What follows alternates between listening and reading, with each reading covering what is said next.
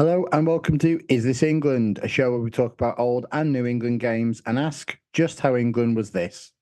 The Three Lions fell at the final hurdle once again, with Spain lifting the Euro 2024 trophy. So, what happens now?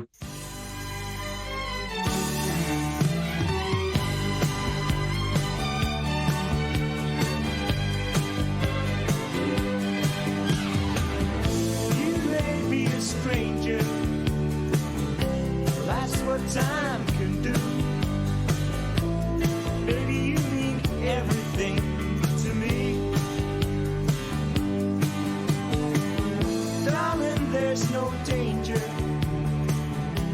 with all that we've been through, that anyone could love you more than me. Episode 66 is not the celebration of fate and kismet and football that we thought it would be. It's a bit of a downer. Just a number, isn't it? It's just a number now. And we've got to get all these. We can never make it special. We've got to get all these monkeys off our back as well. You can't keep asking fate to sort it out for you and looking at the stars and getting the juju just right. Got to win football matches. Ones. Yeah, exactly. Oh dear, oh dear. Well, I feel like this episode will be historical low figures in terms of listenership, not just for our show, but for all forms of media focused on any subject. Platforms that don't exist, podcasts that are yet to exist as well, trailers that never get made, all that. Books, art installations. But oh well, we're doing this for ourselves, man. We carried it out last time. We said we were going to have to do it, so we're doing it. Here it is. Good night, everyone. Contractual obligations have been met.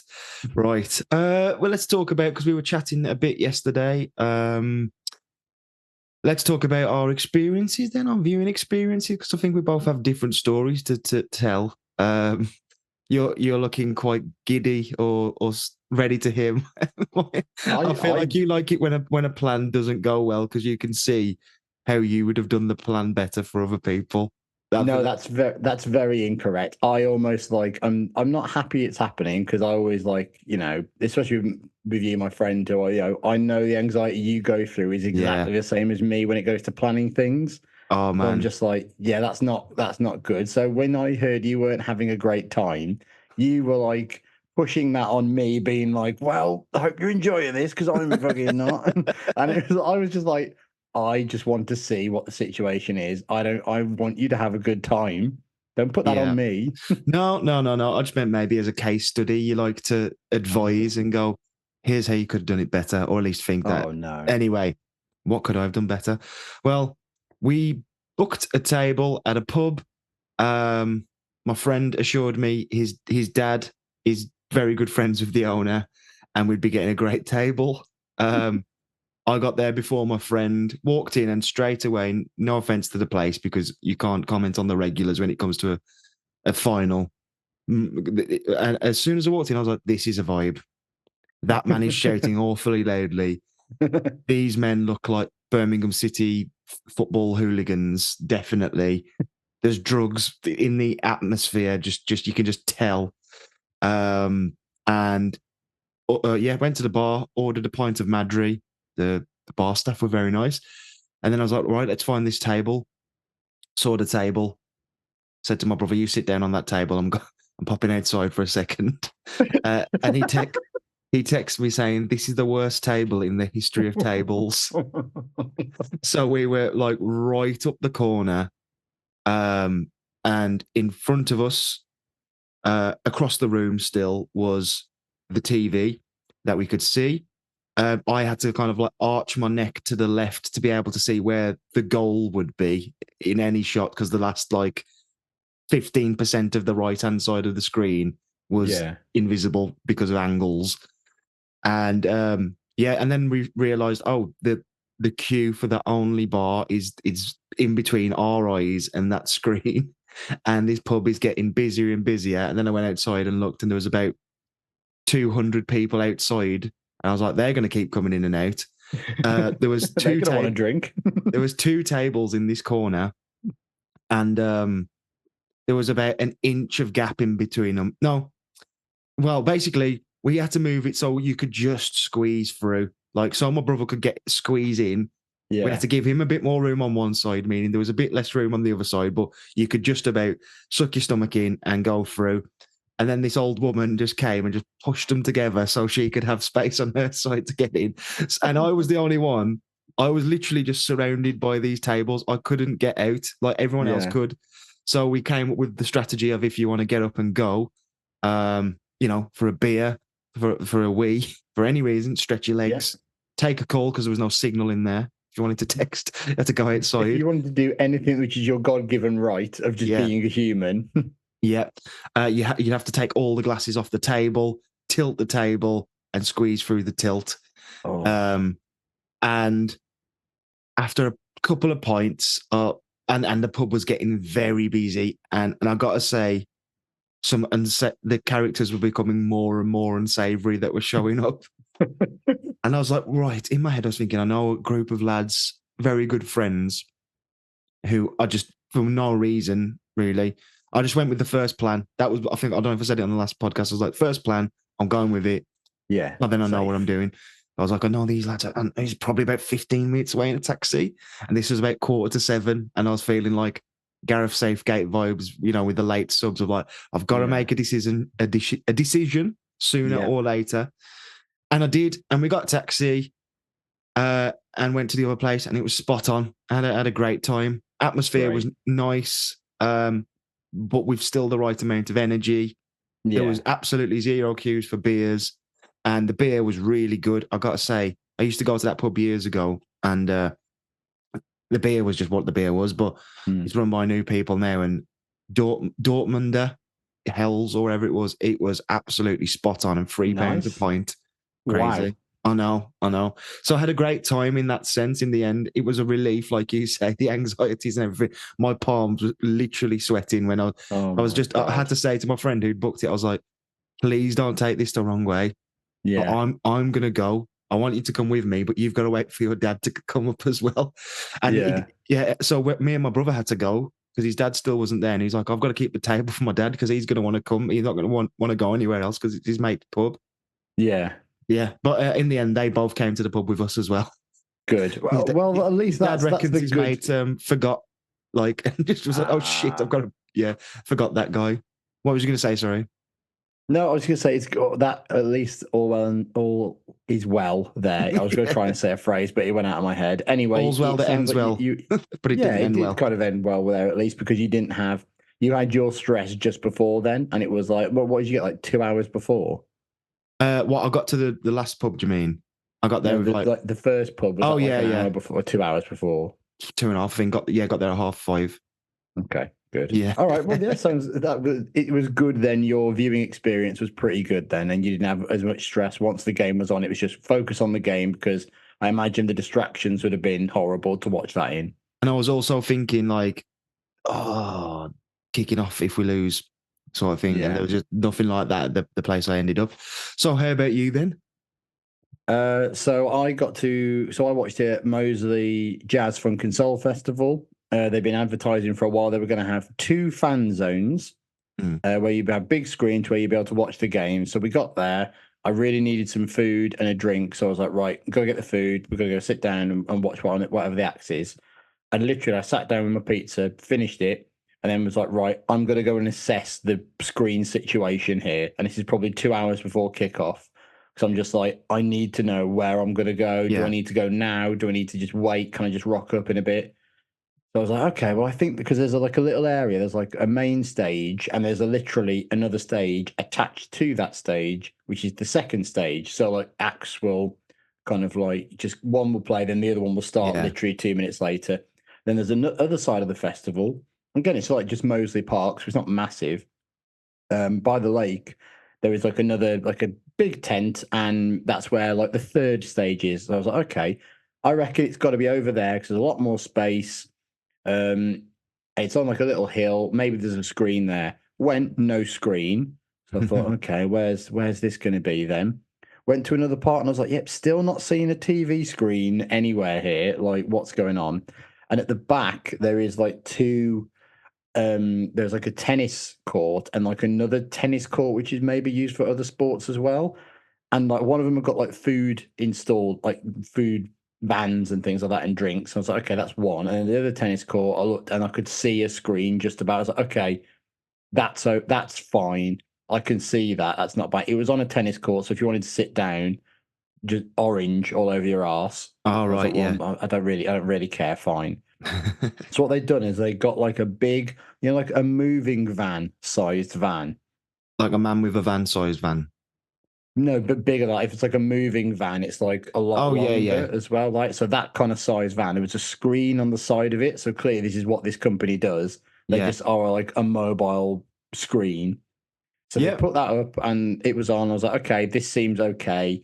Went and watched whatever the app was that was on, and then Craig Charles came on, and then 20 minutes into that, I was like, yep, this is my time to go because all I'm doing is thinking about when I should be going. Yeah, And it's yeah. only like a 3-minute walk. But Yeah, it's but still like, yeah, I'm just going. I can't stay in this. Went and stood in an area, and I was like, okay, this seems fine. And it wasn't that busy. But obviously, as time goes on, more people start coming in, and you're like, okay, everyone seems nice and normal. Like a lot of young people there, and I was like, okay, this seems all right. And there's a few bins that people are like got their hands on to keep it as their bin or their area, and there was like a little bar that been installed. I was like, this seems all right. Then one of my mates turned up, and we were like, okay, this seems okay still.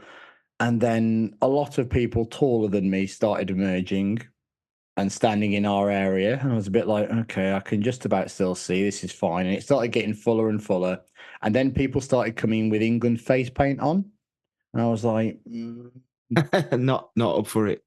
doesn't seem very football fan. Yeah. Yeah, this seems like someone who could be loud. And the person who was the loudest at the whole festival was next to me. Even louder than Craig Charles. Much louder than Craig Charles. And he was with, I don't know if it was his girlfriend or just his friend. And he spent the entire first 20 minutes until he got bored, shouting, you can stick your insert Spanish thing up your arse. Paella. Paella, chorizo, Yeah. anything very fucking lazy. And it was just like, and he thought it was the funniest thing that ever happened in humanity. Like he was fucking crying with laughter by the time he'd finished it all. And his mate was laughing as well. And nobody else said a word. Should have chucked him into the pub, which I went to first to see how he lasted Honestly, there. he was insane. And then 25 minutes into the game, because my partner came and stood watching it as well. And she's quite short, so she was struggling to see. And then we got like, she was stood next to him, and she's quite sensitive in terms of like other people talking around her and finds that really hard. And then he just didn't stop. And after 25 minutes, he started just playing chess on his phone. So he was just quiet for 15 minutes. Like a child. Like, this is fucking all right. And he was like, and he stopped. He was like, anyway, I'm back in the room. I was just playing chess on my phone. I was like, this is horrendous. If you cared at all about the game, you wouldn't have played chess on your phone at any point. And I just kept thinking, because at 9 o'clock, Kool and the gang were on. Yeah. So I was hoping, right, get to halftime. It's like I was playing my own kind of technical game here. Get to halftime. A load of these fuckers are going to leave. They're not as interested. They can just go. But like he knew like a particular Bukayo Saka song. So he clearly liked football a bit. And there was a load of other people around. I was like, I don't feel like you're football fans. And I get it because you're like, this is an atmosphere of, and this is more of a general moan of what we're going to do of the problems of watching football, especially England games with the general public. Yeah. Of like, they don't really care, fine, but also don't fucking talk all the way through it. Don't just do other things. Some of us are like, horribly into this. And it's our fault, fine. But like, don't find it like quirky and kind of funny.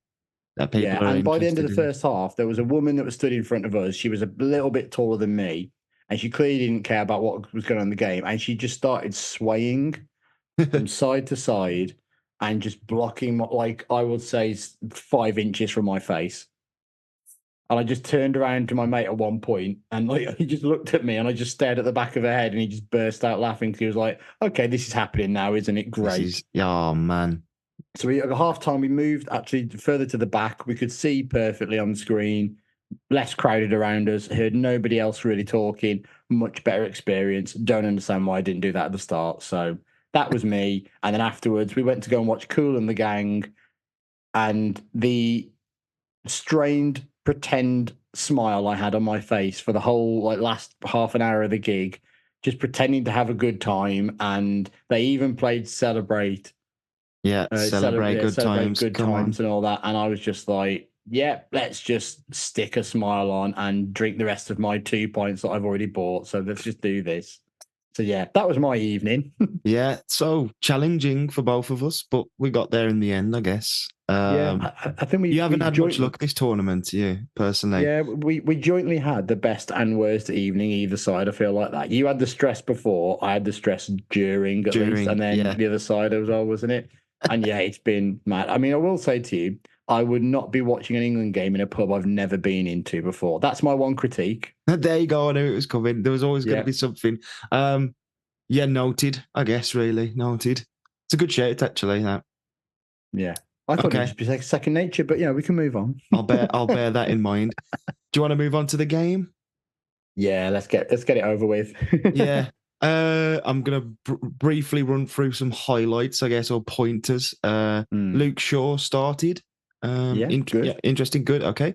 The first half, I was very comfortable with the first half, and when it went to half time, I was like, kind of feel like this. Even though we were beating Italy at half time, I was like, feels like this is more of a realistic game that we could win than that one. You know, where you feel like you're just waiting for the trapdoor to open underneath you, whereas in this, you're like, we're just waiting to actually get going. Yeah, I thought the same. But I thought the same about the first half. That England were okay. I think they could have done. I didn't really get throughout any of the game why England were going so long quite so often, and that was frustrating me quite a bit because it felt like they were aiming for like Saka and Foden, and I was like, they're never winning any headers. Yeah, like this isn't going to work. And I get they're probably very afraid of England's defenders who probably don't like being put under pressure on the ball, and Spain were going to do that. But also Jordan Pickford's kicking, I thought, even though he went long, at times when he went for like a long pass to someone, it just didn't quite work out. And it just felt a bit sloppy, but England were getting away with it while also not really. Yeah, Pickford didn't have to make loads of good saves in that first half either. They were kind of still controlling Spain all right. Thinking back on it, I feel like I was only watching us defend. And like, I like watching, even though it's shit, if it's your team, I do like watching a good defensive performance from your team where you're definitely. like, oh, we're organised. One thing actually from before kickoff, which is well, I don't know, is it mental? The Chiellini, the old Italy captain coming out with the trophy. Is that normal? Is that what usually happens? Or is that just to piss England off? I think in the World Cup, I remember I've seen that before because I always remember like Philip Lahm bought it out in I'll let him off whenever they last. I think it would have been 2018 in Russia, I want to say. I feel like I always end up seeing the captain of the previous one. I don't know if it's just a thing that's recent for the Euros, but I think in the World Cup it's happened before. But yeah, it was funny seeing Chiellini there, just still being like a big grinning shit. And I don't hold anything against him for, that Euros game. It was just like he did what he did to. It's not like it was Simeone like kicking Beckham. He was just a bit of a prick. Yeah, bit of a prick, massive prick. Yeah. The line's very thin. Yeah, half time. Then the second half. No sooner had I kind of realised Rodri had been taken off. Good times. Then Spain went 1-0 up thanks to Nico Williams. Bad times. Yeah. I was always scared of him. Nico. I can't even remember the goal. That was the one where there was quite a lot of open space for him, I think. Yeah, I think it was because the second was a crossing, wasn't it? Yeah. Yeah, I think Spain had they just caught England out like sleeping a little bit, and it just felt like Kyle Walker had left a lot of space to get back into. Yeah. And I felt like kind of both goals, you could probably say, the last remains of Kyle Walker being phenomenal for England are over now, because you feel like there was two moments there where he probably gets himself out of jail like a couple of years ago. We're jumping ahead a little, but I couldn't believe that. I was stunned when the second goal went in. I was watching him go towards the ball, and I was like, I've never been more confident that Kyle Walker's just going to slide in and take the ball here. And when it didn't happen, I was like, That meant, Oh no. yeah. Harry Kane was brought off after 60 minutes for Ollie Watkins. And Cole Palmer was brought on at 70 minutes and scored on the 73rd. That was a great moment. That was Yeah, a great I didn't goal. realize it. I didn't realize it was that quick. I know. Like when it all happened, so it was so fast because England had then made their changes. And yeah, it was. I never felt like it was kind of coming. England had like little moments in the game, but I didn't feel like they had really asserted themselves. And I think they'll really be disappointed in themselves. I don't think it was the lineup that got it wrong or the tactics. I think England No. in general just didn't show up. But there was that bit of quality of Cole Palmer. He just always threatens to have in games. He may be quiet for ages, or he may be bang in the middle of it, but there is just something about him. With Yeah. like even like there may have been like tiny deflection on it, maybe. There I'm not was. sure, but It was. you still got like Bellingham with that lovely like one touch to set him up was beautiful too, right Yeah. into his path. Palmer would have just been licking his lips at that. And England kind of stepped it up briefly in the aftermath. There was definitely a moment there when I thought we're going to get a second here, like straight away, Yeah. and it's going to go within the space of like 2 or 3 minutes from being 1-0 down to 2-1 up with 15 to go, but not to be. The winning goal came on 86 minutes. As I say, Kyle Walker shocked me by not making a challenge. I can't even pronounce the guy's name. Oyarzabal? Why Let's not? go with that. Yeah. It was a nice ball in from the guy who Kyle Walker didn't tackle. And yeah, then. And it looked offside at first in the replay, like when they first showed the replay on our screen. Obviously, he was like the striker was like on our side of the hard cam, so we could see him on there. And it was like, well, I can only see red here. That surely that's offside. But the fact that it wasn't flagged for the automated offside quicker, I was Yeah. just going, well, something's not right with this. Then there was that little bit of hope of, oh, please Yeah. let this be all right. But no, it wasn't to be. And I think it had unfortunately been coming. I think England, when they made the definitely. substitutions with like Palmer coming on, they took off Kobe Mainu, who didn't have his like best game, but he was absolutely fine. Yeah. But like I felt like England lost a lot of control in midfield when they did that. And I thought maybe Foden instead for Palmer and keeping Bellingham higher up, but I thought Foden had a really poor game actually and Yeah, same. didn't kind of kick on to what he did in the last one against Netherlands. So yeah, disappointed with that. But yeah, the control that you didn't have Spain, it just felt like they weren't making loads of chances. I think Pickford had to make one good save in that second half, but the rest of it, to me, felt like. I think he made 2 from memory. There were 2 pretty good saves. I felt like from 80 minutes, I was just like, this isn't going to extra time. Like, it just felt like we were just waiting. We know that hurt, and then it came. Yeah. But I didn't expect the goal line clearance and save from the Cole Palmer corner. It was John Stones with an open header, and he did well. The keeper saved it. Then Gahey headers it, and it's cleared off the line, and that's a stinger, that is. Yeah. Because you've given us that hope there. Yeah. Yeah, and just wasn't going to happen, was it? Spain win. How do we feel the day after? The day after, like it's not as bad as how it felt after the Italy game. It just doesn't feel like that, and I can't doesn't quite even put my feel finger on why. Close to me, or I would say it doesn't feel as bad as the Croatia 2018 semi-final as well. Yeah, I'd probably say that too, and I don't know why. We've both spoken about how we felt really weird throughout the tournament about not being quite connected with it, or not sometime with the team, and we haven't been able to be sure why. But obviously, build up to the Netherlands game, after the Netherlands game, pre-Spain, it has felt like that. So it has felt like special, and all the montages and all that have been really brilliant, and the hope of it all, and that's kind of got us into it. So maybe because we just haven't had that feeling all the way through, not for a sustained time.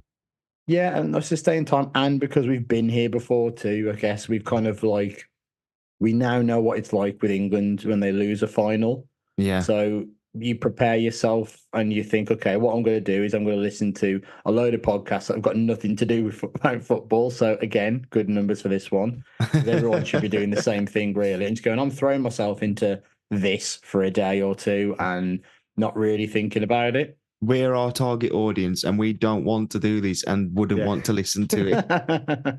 This is for the few people who do, and you're all sickos. I don't feel so bad today, to be fair. I think there's the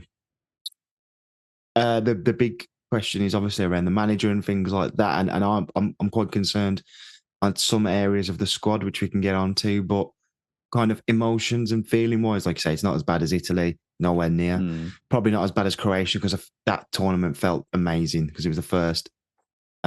France, yeah, that was fine. It was a quarter final in the World Cup. You know, you can just put it off. It's Christmas just around the corner as well. Yeah, I think France was just a gutting one because you felt like if it was going to happen for England at a World Cup like that, it was going to have to be that game almost. And England did well, and it was gutting, but you could always look back at that and say, well, England didn't freeze, they didn't shirk it. They actually played really well against France, and they just lost a 50-50 game, really, against the team everyone has said now has been the best in world football for however long.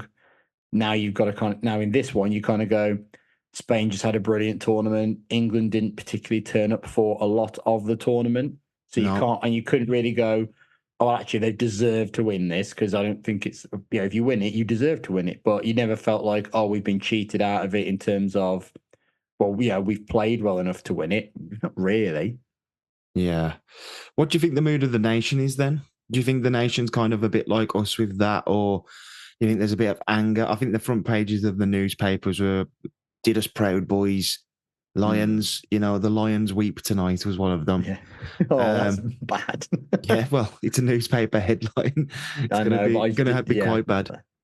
Yeah. I think there's probably a lot of Southgate people, anti-Gareth Southgate people going, see, I told you. And I think, it's still the same old splits, to be fair. I don't think anyone's really changed their mind on this. I think people can you've not got really many kind of like centrists on this. You've got anti and pro, and those people are just not going to change their opinions really. I kind of feel with the manager, which we'll get onto, it's just a case of he's given me the best times of my life watching England, and it's not even close. Yeah. Like he has been the best England manager of my lifetime. But even we're going, but it's time to move on. And I mean that in like the nicest way. Oh, I am. Maybe you'll feel differently when we talk about it, but I feel personally it's time to move on because, like I said on the last one, I can't keep going on this roller coaster with him. I was up at 7 a.m. this morning and I was back at it. Yeah. It's a mate messaging me and then I ended up going, come on. It's like the flipping. He was just saying, oh, he's proven they can't get us over the line. Stuff like that. We need somebody different. And I was going, well, he can prove he can get us to the line. Who else is going to get us over the line? I think we should move on to the future of Gareth Southgate now. So, in the last episode, I was saying I would be up for him staying to the World Cup because I felt like the options aren't great out there. Potentially not great. And he's done really well with the squad in transition, all of the stuff around the morale in the camp and everything like that.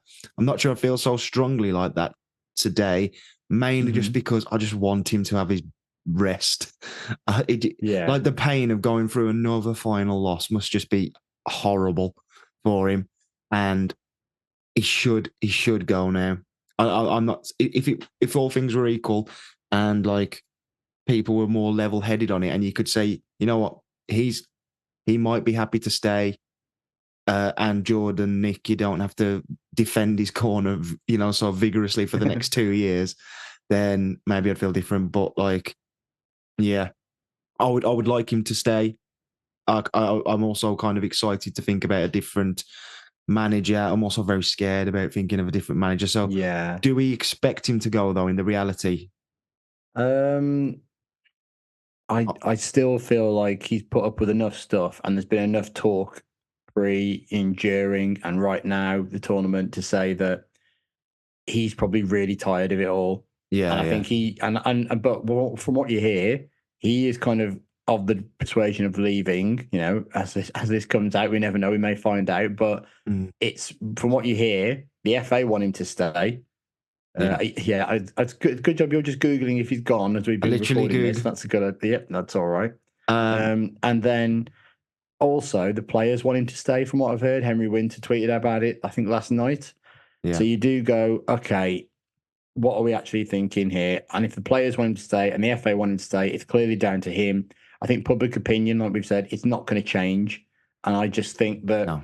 a new person coming in with new ideas, building on the good squad harmony they have got and the amazing players that England have and are coming through, great. My problem is that list is fucking depressing of who it's going to be. So, yeah, I did Google if he was still there while you were talking, and he still is.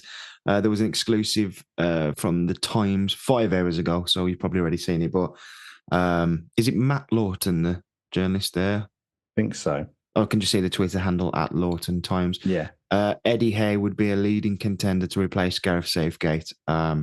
Okay, so the England's next fixture is September the 7th, away at the Republic of Ireland. Let's talk about who do we think will take the hot seat for that game. There's obviously Southgate himself as options. Short list, really. We could come up with kind of between us, Graham Potter, Eddie Howe, Lee Carsley, and Mauricio Pochettino. I don't think there's much else besides that. I can't see it being anyone outside of those four. And I didn't even put Lee Carsley in there. I didn't even consider that. That's the under-21 manager, right? Yeah. That was your addition. Yeah, I mean, the FA would be, I think that would be an impossible job just because of it's the Southgate path and they will just see him as Southgate too. Not saying it's good or bad. You mean the fans or the FA? The fans. I'm saying the FA would be like, if they want to play smart in terms of not upsetting the nutters, then don't appoint the under-21s manager and promote him. There's so many logical reasons to do that though, if you can separate that. But you could imagine in first bad result, they've hired another FA yes man. Get Jose in. another suit and all this other crap. Yeah. But I think like that is the most sensible decision. Almost someone that's been within the FA. He's led the under-21s. A lot of those under-21s are now coming through to England's senior team, and he won a final against Spain with the under-21s a year ago. Like what or more do you want? And you still got like you look at the Spanish coach as well.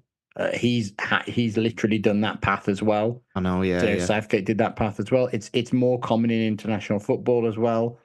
I wouldn't be against it. I just know nothing of like a background for that, of like having such a senior job when you've done literally nothing in senior management. Yeah, I couldn't talk about his style of play or anything either. Yeah. Apart from the fact he's Irish. I was going to say, this is Wikipedia, born in Birmingham. Currently England under-21 head coach, international career, played for the Republic of Ireland 40 times. Well, it's going to be him, isn't it? If that's the first game. Yeah, have him there just for that. Yeah. Graham Potter is one where I kind of think that's probably, depends who you think's better, Graham Potter or Pochettino. Or maybe you could say Eddie Howe, but that's the one which I'd be most kind of excited for, because I think he was, like, Brighton were really good under him and the fans loved him. And then he went to Chelsea, and that's a shame for him, really, because like it's just, you know, he could have gone to a more stable club and it'd be a completely different story. Obviously, the other side of that is he got £1 billion worth of players and was flopping all over the shop. I'd be excited for Potter. I personally would. I'm not saying there's any guarantee. And then I think, well, I'll just stick with Southgate then. But what would you think? Yeah, I think out of those contenders, I'd say Graham Potter is the most exciting, maybe is the wrong word, but the most interesting one they could do, because he's clearly a manager who like has a philosophy and a way of playing, which I'd struggle to say the other ones particularly do in terms of ones that I'm in favour of. And I think he may be able to be that piece of the coaching side with his staff to say, you've got these good players. You know, with Chelsea, the problem was he had no say, or maybe I'd say, but he was just like, well, here's players and it's changing every week and we've got to build a new football pitch for half of them to train on. Yeah. Like, you can't really have that done to him at England. And I know he won't have the time, but you'll still have that thing of, here's the game plan. I'm going to pick the players who can play to this game plan and we'll see how we go. I think that's the one I'd be more in favour of. Do you think he would want it? Well, wasn't he supposed to be like Ajax the Leicester manager? Was it?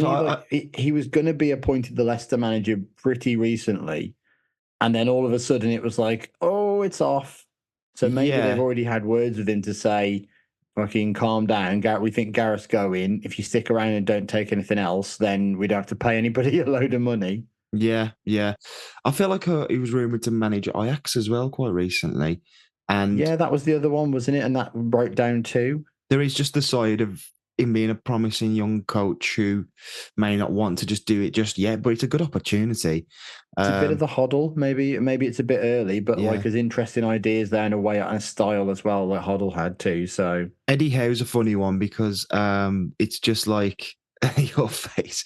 It's just like everyone just going, yeah, look at the options. Howe's available. Like I've seen that so many times. He's the manager of Newcastle. Like everyone he's not expects him. available. Yeah, Everyone expects him to get sacked because they've got loads of money, but they can't spend it, and he's done a good job, in my opinion. Well, Champions League and all that stuff. That's pretty decent. You're not a fan. I would rather Potter over him. I'd probably rather Carsley as well, and I just don't fancy getting into a messy situation with Newcastle if they wanted to keep him. I think he's just less inspirational, key, and like I can see why he works at a club. I don't know. Like, I feel like he can do it on the day in and day out and just drill these ideas into players, whereas maybe Graham Potter would be a bit more of a flexible and kind of proactive manager. But is that a misinterpretation of Eddie Howe's skills? No. I can see he's a good manager. He did well at Bournemouth, even though they were kind of like bankrolled to the upper tit, really, and all the way they've gone, and he still took them down in the end. But that's the life of a successful manager at one club is you stick around long enough, it's probably going to go shit, and that's just that's football in general, isn't it? In terms of managers, it's like politicians. Their careers will just end in failure if they stick around long enough. So that's fine. He's obviously done a good job at Newcastle. I just don't like particularly. I get like he's had certain players that can like play on the front foot and play attacking football and all that, but I also know all the occasions of like time wasting and like these bad yellow cards and these like tactical breaks that they just have in the middle of games and they just get away with it.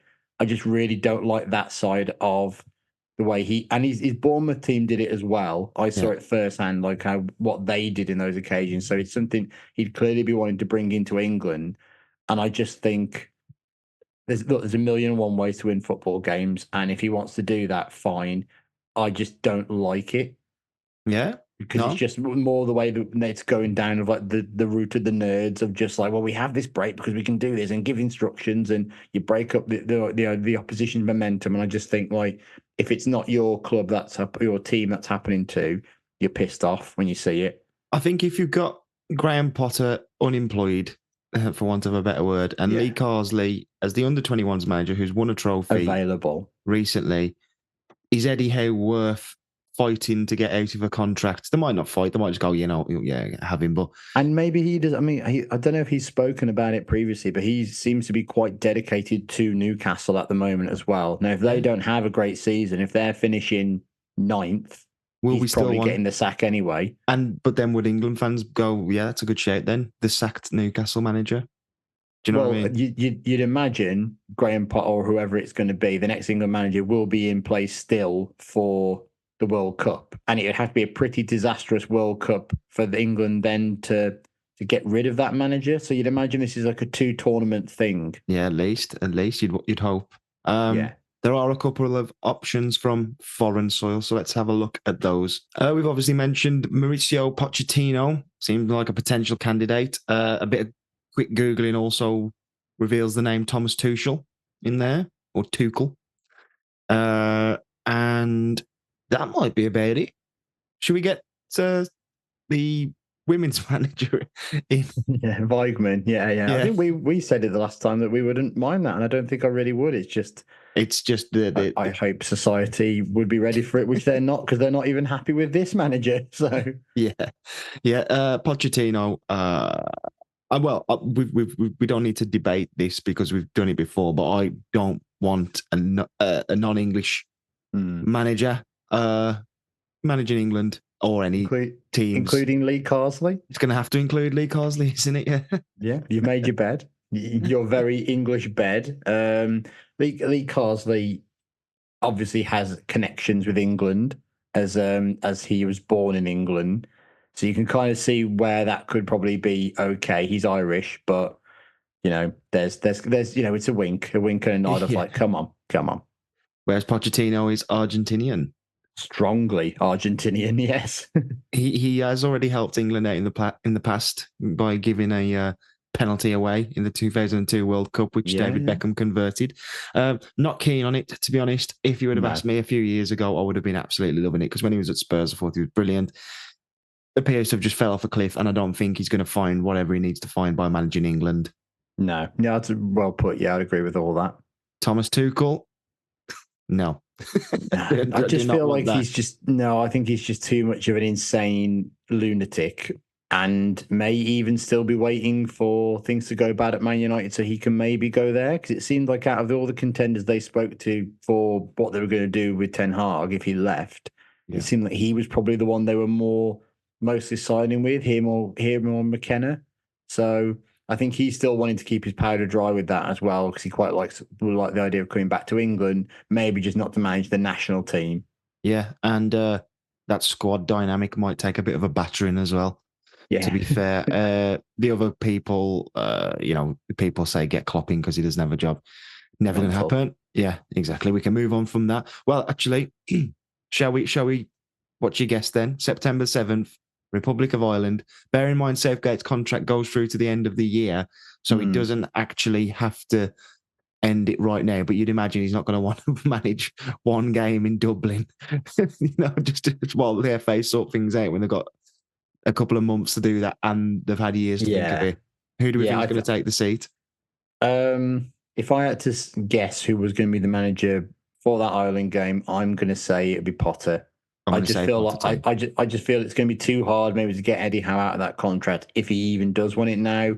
Carsley's maybe just seen as the too safe option, even though he turned the Ireland job down recently as well, because they've appointed the ex-Iceland manager who beat England.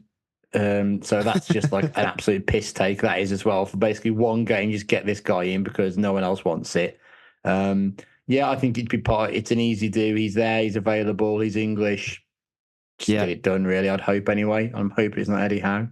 I think I agree with you.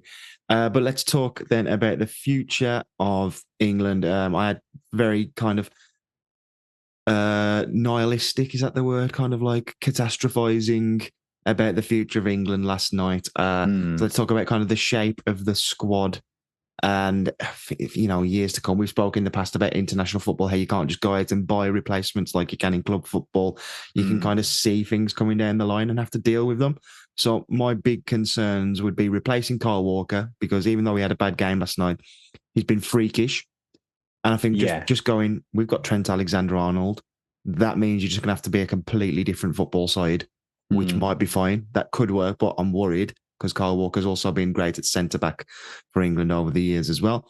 And Harry Kane, we haven't mentioned him really in relation to the game, obviously, well, except for him being subbed off. It's not a performance even worthy of a mention, not to slag him off, just statistically and everything like that. He was not involved in the game one bit. I think he's been injured to some extent the whole tournament, and I understand every step of the way why Southgate's decided to play him, but he's 30. He's going to be 32 in the World Cup, and he could go in injured again and 2 years older. He could drop off a cliff. He could find amazing form. But what I'm concerned about is who replaces him. Another one would be Jordan Pickford, 30. Keepers can go on for longer. He might be fine. You never know. Do you have any... Is Pickford 30? I thought he was younger than that still. I think I did a Google earlier, and I was I think I think out of those three, Pickford's fine. He's clearly England's best goalkeeper. There's no one coming up where you're going, fucking hell, he's going to be really impressive. Pickford last night again was...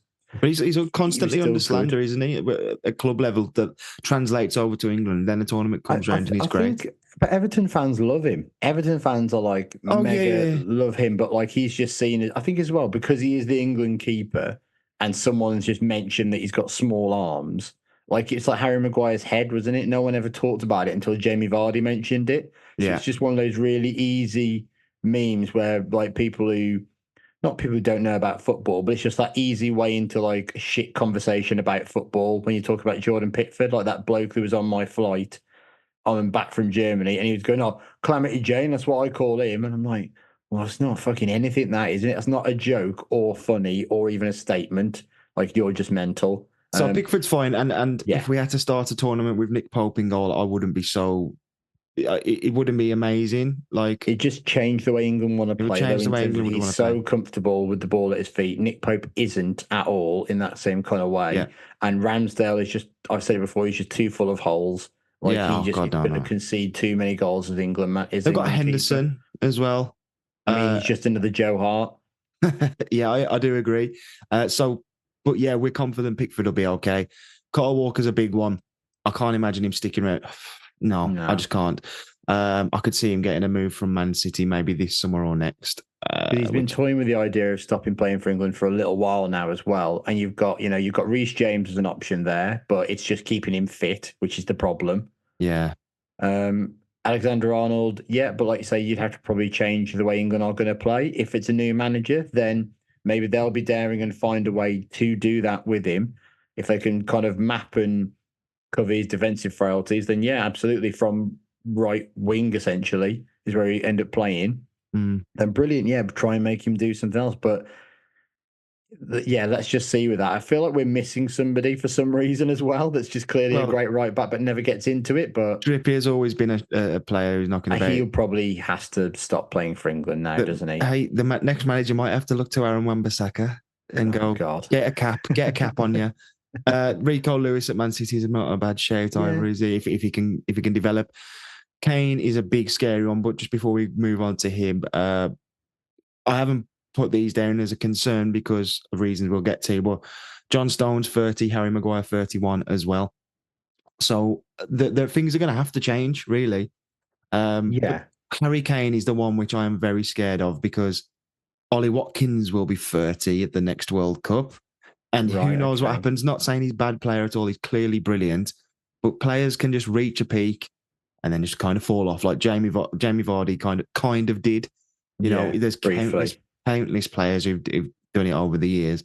Ivan Toney, I'd be shocked if Ivan Toney, say if Kane gets an injury, I would be shocked if Toney was the main man. And I just can't see a young person coming through who's going to be Ivan Toney's going to be 30 as well. Is he? I didn't know how old. I presumed he was younger for some reason. He's 28 now. He'll be 30 at the World Cup.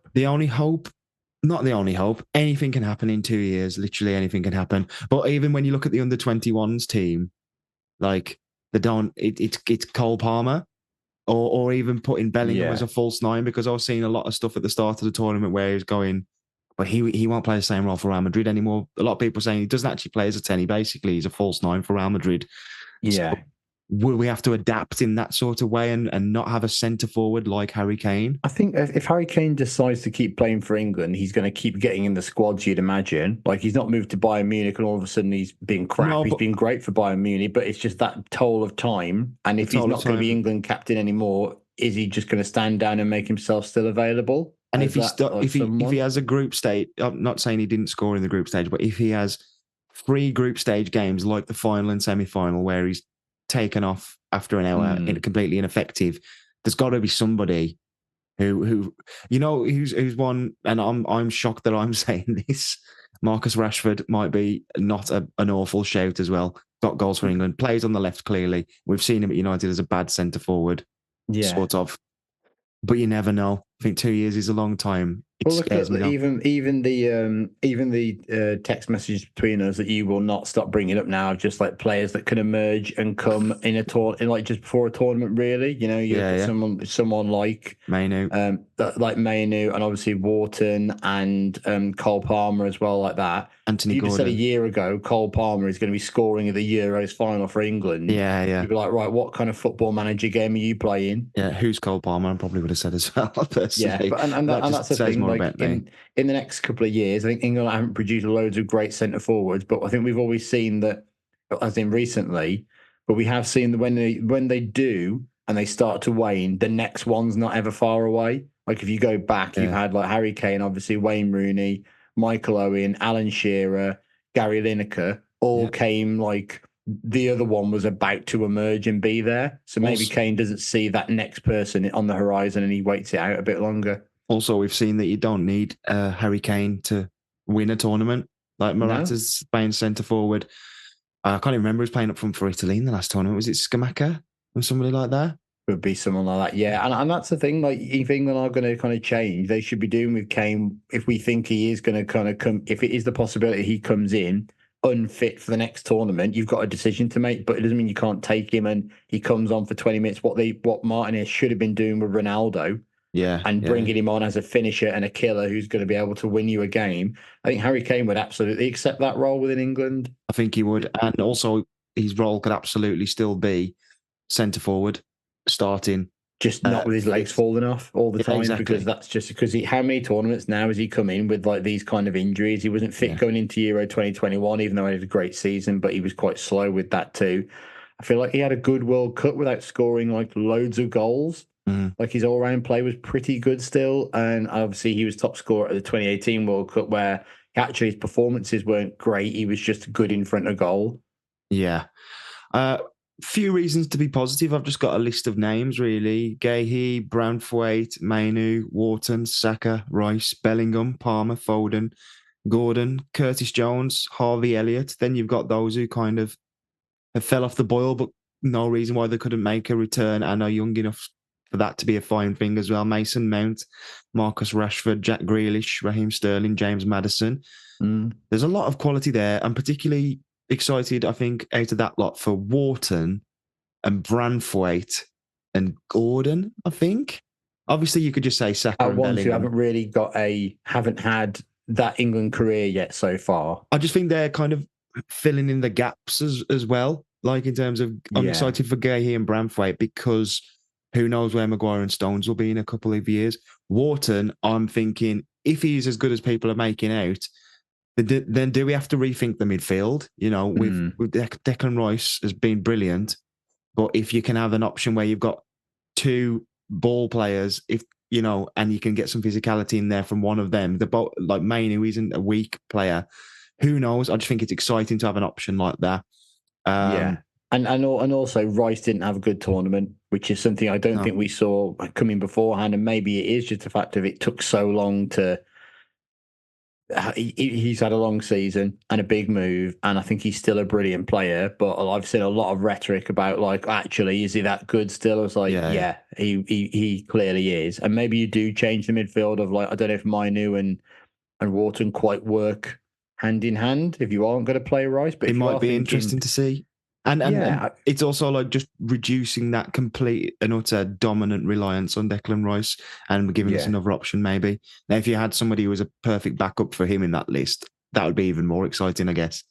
Anthony Gordon I'm excited for because of his under-21 stuff with England and being part of that winning thing, and hopefully he can push on. Do you think any of the players who kind of fell off the boil could possibly make a push for the World Cup? I think you could. It depends about what happens. I don't feel like Jack Grealish is probably going to move this year, even though he probably should. But it seems that there could be quite a lot of other people at Man City over the next year or so anyway. So maybe he feels if he sticks around long enough, he'll get back in the team, which is clearly likely. Mason Mount and Rashford, I think we know personally watching them how frustrating they can be, even trying to get them on the pitch at some time. So I'm just really unsure what their futures are going to hold. I really hope that they both do, but you'd say out of the two of them, Rashford is the more likely because he's got the England pedigree. I feel like Sterling's time is just up for England. It just is. And Maddison played his way out of the side, really, in terms of those other ones. I mean, you have to then think, okay, well, England with Foden, they pretty much changed the team so just to get the better out of him, and he disappointed in another game. I'm not saying you can't play him again, but do you just go, look, Cole Palmer is just that coming player now? Yeah, potentially. Do you try and have him in the side somewhere? But what do you do with Saka? And this is kind of they want to play in a similar position. So this is kind of why when I was, there's a lot of reasons in my head why we should try and keep Gareth Southgate, but I would just be excited to see a new manager just be Different just be ideas. able to go. I just want to do something different, like and whatever Yeah. that might look like. They've It got could less be, baggage as well. Like they were like Southgate would probably have to feel he's got to do so much to try and like almost if Saka, for example, if he was yeah. going to drop Saka from the starting 11, it's going to be a bigger story than if the new manager were to do that. And he just hasn't And got that crap around it anymore. I also think if the new manager were to make a decision like that, he'd have the fans on side with him in the first Yeah. instance until it goes wrong, which it inevitably always does. Bellingham, obviously, one of the biggest reasons to be positive. Still so young, still, regarded as one of the best players in the world. I don't. Have you seen the? Yeah, I'm 100% sure the answer is no. The article in the Athletic, just like insight into the whole England tournament, like kind of from the squad being picked through to the final and a bit of background stuff, which I thought was quite interesting, really. When he was picking the squad, Jack Grealish apparently wasn't happy, didn't want to speak to him and what have you.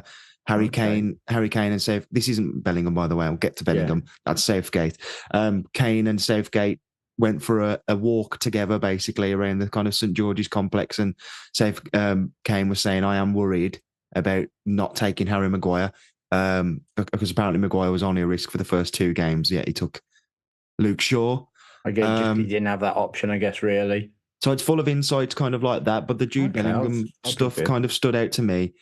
I'll try and find the exact wording, but apparently some of the players were not happy about the Hey Jude advert, portrayed him as the national savior. It was well received by the public, but some within the camp felt the tone was at odds with the collective ethos of Southgate's England, apparently as well with Bellingham. Nobody was more aware of every single word said or written about him in the media. He would refer to it later as a pylon and was kind of obsessed with it by the sounds of it. Doesn't have any close friends in the squad, according to this piece, other than Trent Alexander-Arnold. Okay, that's random. Yeah, it is random.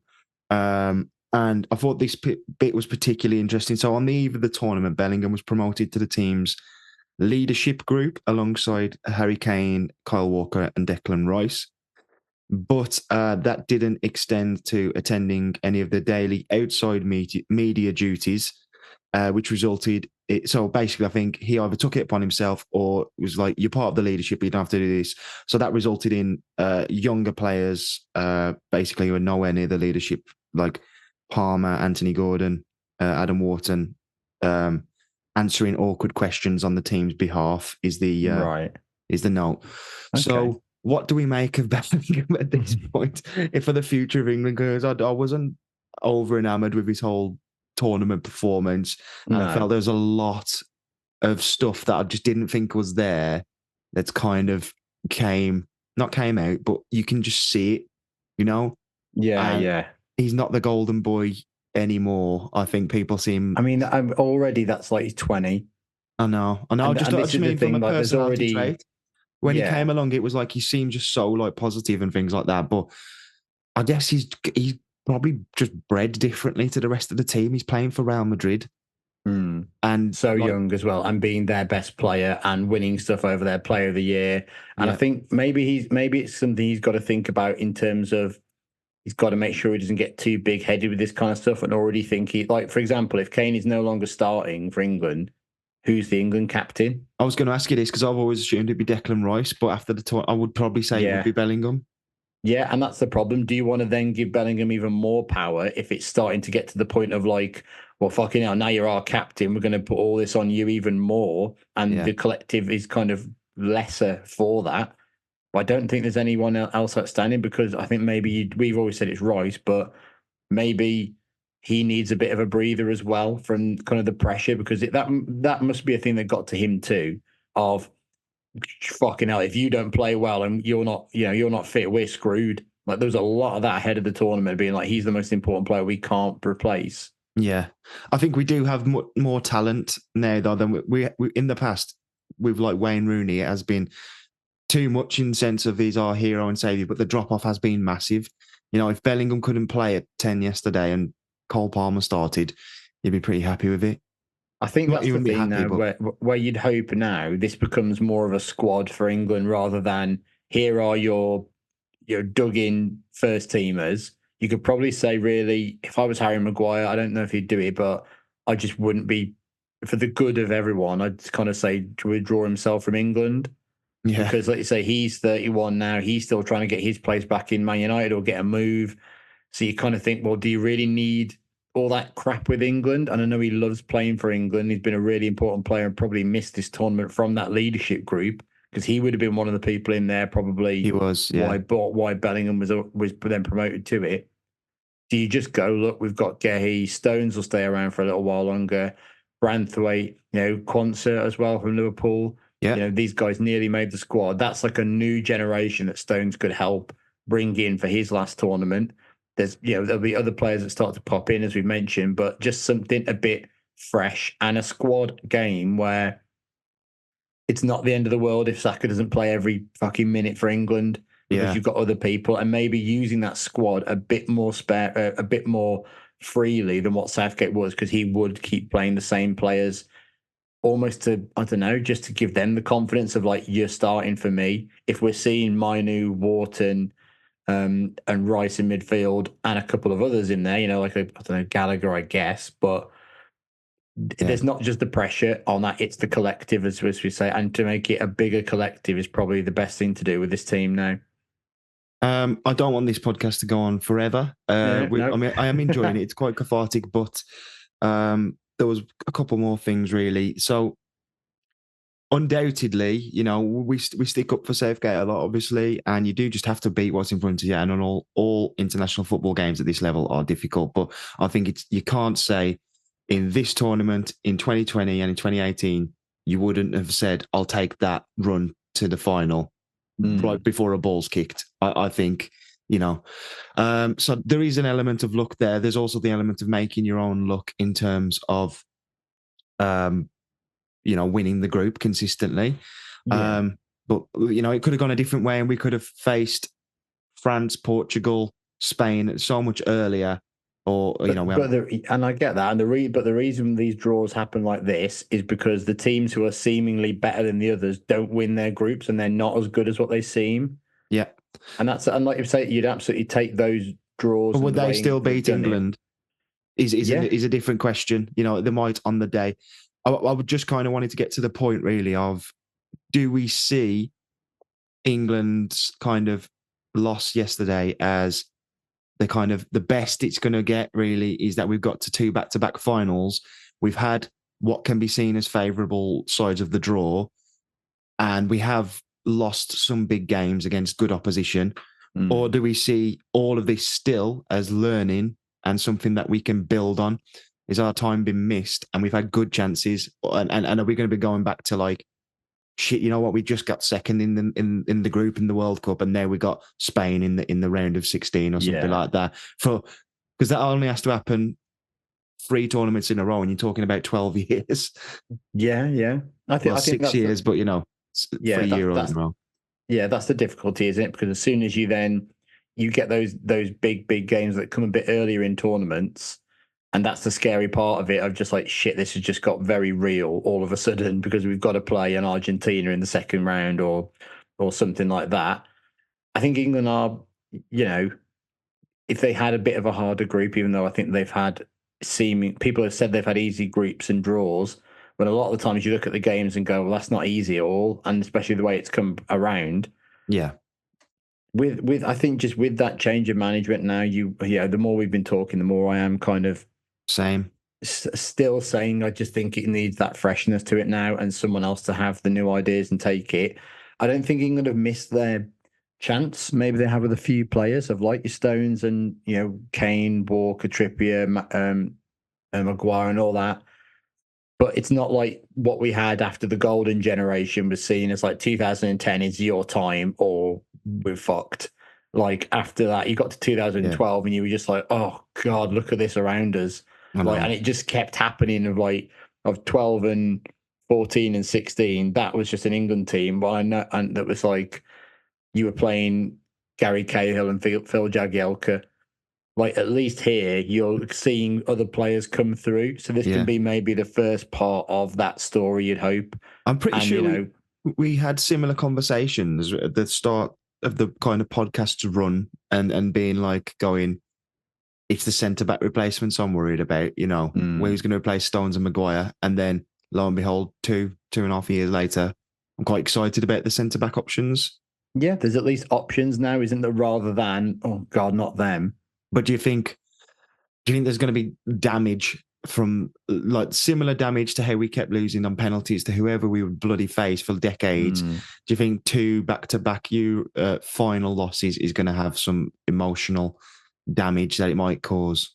Like scars to players like your Rice and your Saka and things like that. And even just the psyche of the national team. Like, are we going to be, England, we bloody get to the semi-final or the final and we bugger it up? Like, have we just gone from just being absolutely shit to just always coming up short at the last hurdle? Is that our new thing? I'd take it. I would have took it at 18 years old. I was driving back yesterday. I wasn't driving back. My partner was driving back. I saw a lad who couldn't have been older than 18, and he was kicking the living shit out of a bus stop. You know, not one with the actual glass or whatever. It was just plastic, that kind of material. Yeah. Just him and his mate, like pulling him off, like going, like not pulling him off, but pulling him off the fighting. Yeah. Almost it looked like he's not worth it. He's not worth it. Then he took his backpack off his back and threw it in the road. And I just thought, mate, when I was 18, it was the World Cup 2010. Like, we just got to the final. Yeah. And you're upset. So I would take becoming. If you'd have offered it me then and said, do you want England to become the team who always loses at semi-finals and finals, I would have took it. Do you think we're going to lean into it and England it as we always do, and it will all be like, oh, 3 Lions, but we bloody never quite make it? I think it's just, if you keep getting to these situations, the likelihood is just more that you will end up winning something. Yeah. If you did keep getting to they're the team who can't get over the line and can't do it and all that. Look at Man City. It took them years for the Champions League, wasn't it? And years of trying and that. But yeah, you'd hope if it's going to be this, then I'd take it still, because that means I get to watch more knockout games for England, which means more wins, which means more happiness. You know, I'll just absolutely take that, because as hard as this tournament's been to watch at times, by the time we finished, how many big moments have we got? We've got the goals against Slovakia to save the game, the penalty shootout win, the Netherlands game, and Watkins's moment as well. Even Cole Palmer's, as you say, was a bit of a moment. So you take it because it's what you'll remember, and that's kind of the point. If it is nice to win stuff, winning stuff's great, but kind of the journey to get there is what you remember more sometimes. Perfect. I think next for us, I want to watch football from the 80s with unfit opposition and make jokes about people looking like they just come from there in the pub. I think we need a little bit of a palate cleanser. When that's going to be, we'll find out, because it's been fairly intense and enjoyable during the tournament. We can maybe do an Ireland game, because that's going to be coming up next. Yeah. So maybe we think of let's have a look for some proper home nations fighting 80s like England Ireland games or something like that. There's the obvious one is kind of the to pick, which isn't the 80s, is that one that got called off in 94 or whatever it was. But I'm still never touching that, because I'm not getting that wrong. Yeah. For the fighting and all the bad stuff. So I imagine there'll be some reactive news for us to react to as well.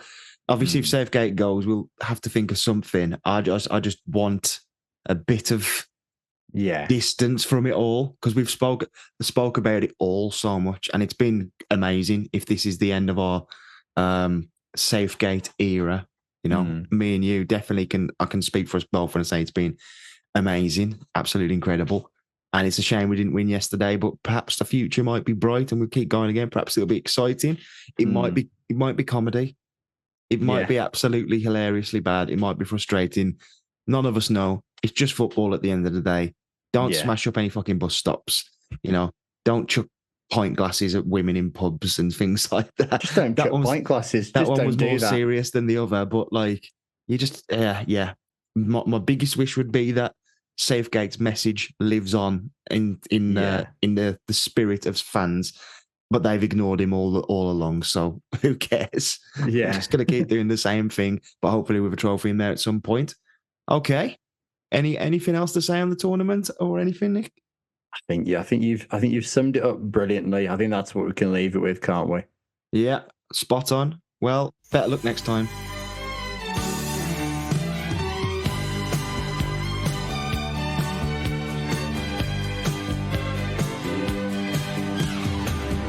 You may be a stranger. That's what time can do. Baby, you mean everything to me. Darling, there's no danger